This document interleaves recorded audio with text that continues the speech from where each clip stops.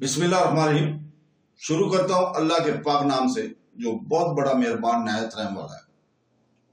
दोस्तों, बहनों, भाइयों और बुजुर्गों, अस्सलाम वालेकुम। तारीख इस्लाम की 48 नंबर इस किस्त में हम बयान कर रहे हैं कि मर्दों की दुनिया में औरतें। तो दोस्तों, इस्लाम ने औरतों के लिए तजारती, कानूनी, मुआशरती और सियासी मैदान के दरवाजे खोले। कुरान ने जायदाद का हक अता करके इनको कानूनी दर्जा अता किया। रहमतुल आलमीन हजरत मोहम्मद सल्लल्लाहु अलैहि वसल्लम की सुन्नत और उम्मुल मोमिनीन हजरत खुतैजा रज़ी अल्लाह की मिसाल ने औरत को आजादाना तौर पर लेन देन और बैन अल-अक़वामी तजारत की मंजूरी दी।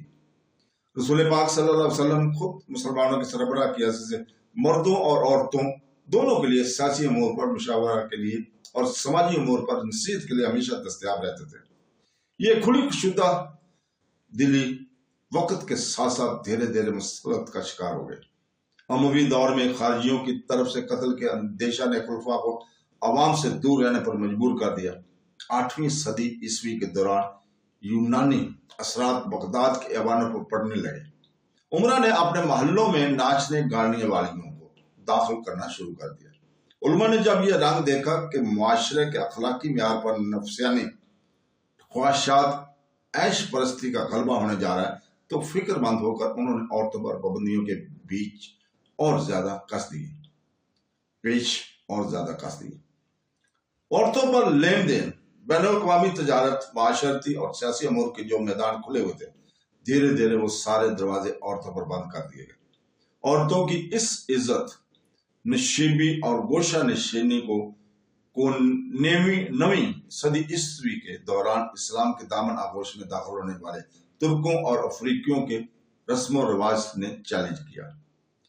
इन्हीं नौ वारदान ईमान के दामन से इस्लाम की ऐसी मलकाओं ने जन्म लिया जिन्होंने आजादी के साथ हुकूमत की और तमाम मुसलमानों के लिए इज्जत, फख्र और गुरूर के मराज छोड़ दी। आगे चलकर 16वीं सदी ईस्वी में औरतों की खुद मुख्तियार हुक्मरानों को इस फहरिस्त में बड़े सगीर पाको हिंद और इंडोनेशिया की कई मुसलमान औरतों ने भी बाइज्जत तौर पर अपना मुकाम बनाया है।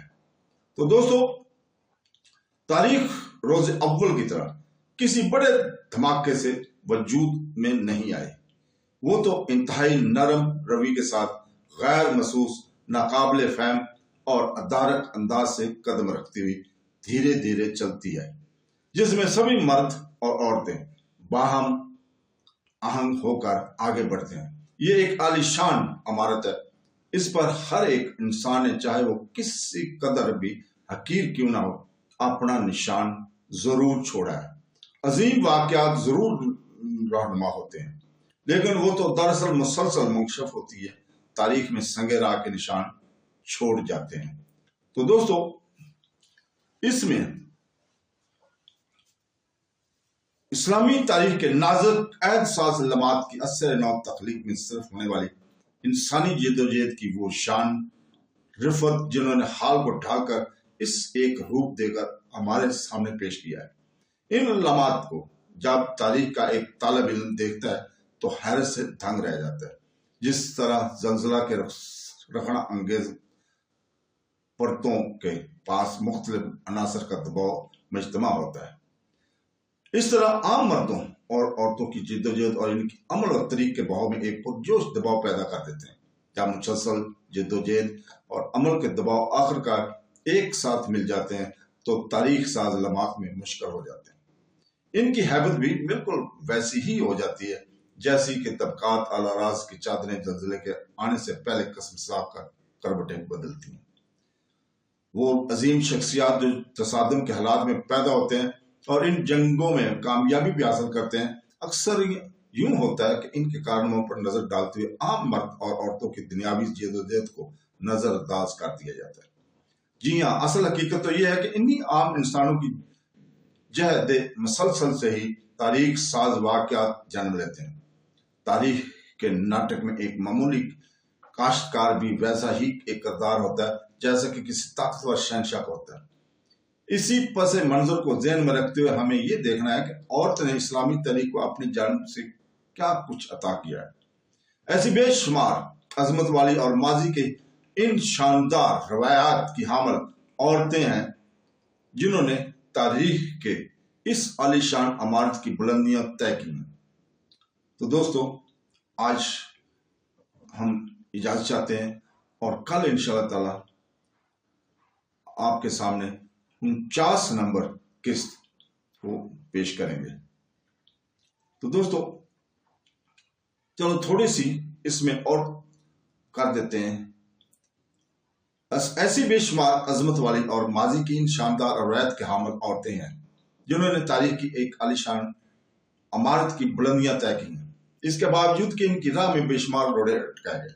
ان کے کارناموں کو اس پس منظر میں دیکھنا جانا چاہیے کہ وقت کے ساتھ اسلامی معاشرہ انہیں دھیرے دھیرے بالکل الگ کر دیا گیا۔ اس طرح ان مشکلات میں ان کے کارہائے نمایاں اور زیادہ غیر معمولی اہمیت اختیار کر جاتے ہیں۔ عوامی زندگی سے عورتوں کو بالکل الگ کر دیے جانے کے عمل کے لیے کئی صدیاں لگی۔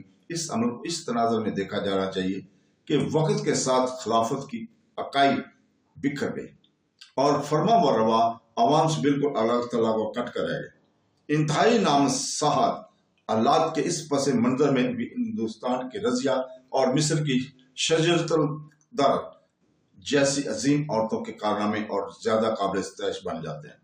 اسلام سے پہلے عربوں کے معاشرہ میں عورتوں پر انتہائی سخت پابندیاں عائد تھیں۔ اس قید نما معاشرہ سے اسلام نے عورت کو نجات دلائی۔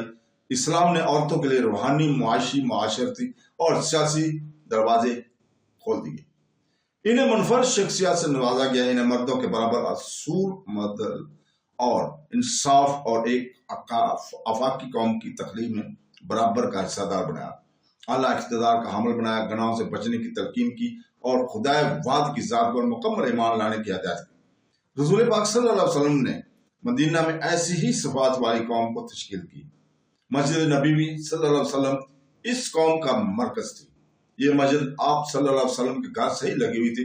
یہیں سے آپ مذہبی اور معاشرتی احکام کی تشریح فرمایا کرتے تھے اور قانونی فیصلے صادر کیا کرتے تھے، اور یہیں جنگ اور امن کے معاملات میں بھی بحث فرمایا کرتے تھے۔ یہاں 3 اہم امور کو یاد رکھنا ضروری ہے۔ پہلا امر تو یہ ہے کہ قوم کے سردار حضور پاک صلی اللہ علیہ وسلم اور قوم کے عام افراد کے درمیان کوئی دوری نہ تھی۔ نوجوان اور بوڑھے، غریب اور امیر، مہاجر اور انصار، مدینہ والے اور دوسرے ممالک کے افراد، سب کے لیے سرکار دو عالم صلی اللہ علیہ وسلم سے ملاقات کی یکساں موقع فراہم تھے۔ آپ صلی اللہ علیہ وسلم مذہبی اور معاشرتی دونوں حیثیت سے مقتدر اعلیٰ تھے۔ امام اعلیٰ کی حیثیت سے آپ صلی اللہ علیہ وسلم ہی نماز با جماعت بھی پڑھایا کرتے تھے۔ شریعت بھی آپ صلی اللہ علیہ وسلم کی راہ تھی۔ تیسرے، مسجد کا معاشرتی، مذہبی اور سیاسی نظام عورتوں کے لیے کھلا تھا۔ حالانکہ نماز با جماعت عورتوں کے لیے لازمی نہیں تھی، لیکن عورتوں کو مسجد میں نماز ادا کرنے سے روکا نہیں جاتا تھا۔ عورتیں مساجد میں مردوں کے پیچھے صف بندی کر کے نماز ادا کیا کرتے تھے۔ انہیں معاشرتی، مذہبی اور سیاسی امور پر ضروری معلومات حاصل کرنے کے لیے رسول پاک صلی اللہ علیہ وسلم سے شرف ملاقات کا یکساں موقع حاصل تھے۔ جب حضور صلی اللہ علیہ وسلم کا وصال مبارک ہو گیا تو صحابہ کرام نے اسلام کے تاریخی تسلسل کو برقرار رکھنے کا حلف اٹھایا اور خلفائے راشدین کا نظام قائم کیا۔ ابن خلدون نے اس کی تشریح یوں کی ہے: امت کو شریعت کے مطابق زندگی گزارنے کا موقع دینا ہی طاقت کی ذمہ داری تھی۔ تو دوستو، دوسرے الفاظ میں انسانوں کو احکام الہی کے سانچے میں ڈالنا ہی ان کا مقصود تھا۔ خلافت قانون، اللہ کے حکومتی بادشاہ کو اپنے اپنے میں لانے، طبیعت کی حکومت کے برخلاف اس خلافت کا طریقہ کار اور حکومتی نظام بالکل الگ تھا۔ بادشاہ کے بول ہی قانون ہوتے تھے۔ اس قانون کو جب چاہے وہ بنا سکتا تھا اور یا توڑ سکتا تھا۔ خلافت میں قانون الہی ہی حکومت کا طریقہ کار ہوتا تھا۔ خلیفہ بھی قانون کے سامنے اس قدر جواب دہ ہوتا تھا جس قدر ایک راہ چلتا فقیر۔ قوم کے اجماع سے ہی فرما برائی کا جواز حاصل ہوتا ہے۔ خلیفہ کا انتخاب آپسی صلاح مشورہ کے طریقہ کار سے ہوا کرتا تھا۔ سیاسی، عدالتی، اقتصادی، مذہبی اور معاشرتی امور میں فرما بروا اور رعایا دونوں کی حصہ داری تھی۔ ایک معمولی شخص کو بھی چاہیے، وہ مرد ہو یا عورت، خلیفہ کے فیصلہ پر انگلی اٹھا سکتا تھا اور قانون کے مطابق انصاف کرنے کی مانگ کر سکتا تھا۔ اس طرح خلافت اپنے آئین کی درجہ بندی کے ادارتی نظام اور طریقہ عمل کی وجہ سے بادشاہ سے بالکل الگ تھلگ حیثیت رکھتی تھی۔ مذہبی، عدالتی، فوجی اور اقتصادی چہارجتی نظام میں خلیفہ کو مرکزی حیثیت حاصل تھی۔ اس نظام میں عوام کا ہر ایک فرد، چاہے عورت ہو یا مرد، برابر کا حصہ دار تھا۔ صلاح و مشورہ کے طریقہ کار سے ہی حضرت ابو بکر صدیق رضی اللہ تعالیٰ عنہ اسلام کے خلیفہ اول بنے۔ سرکار دو عالم صلی اللہ علیہ وسلم کی طرز عمل کے مطابق خلیفہ کی 4 ذمہ داریاں تھیں۔ اول تو وہ قوم کے مذہبی قائد تھے، اس طرح نماز با جماعت کی امامت بھی وہی کرتے تھے۔ دوسرے 2 کام اہلیہ کے نفاذ کے ذمہ دار تھے، اس لیے انہیں شریعت سے آگاہ ہونا بھی ضروری تھا، اور اس کے حکم یا فرمان کو عملی جامہ پہنانے والے بھی وہی تھے۔ اعلیٰ ترین منصف وہی تھے۔ تیسرے، ملک کا دفاع کرنا انہی کی ذمہ داری تھی۔ جنگ کے موقع پر وہی سالار اعلیٰ بن کر فوجوں کی کمان کیا کرتے تھے۔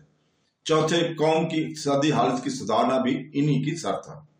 منصفانہ محصول ادا کرنا، رفاع عامہ کے کام کرنا، معاہدوں کو مکمل دستاویزی شکل دینا اور ملکی کاروبار سبھی انہی کے دائرہ کار میں آتے تھے۔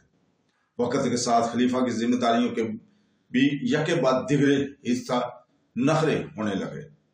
کچھ تو تاریخی عوامل کی وجہ سے، کچھ خلیفہ وقت کی سہولت کی خاطر۔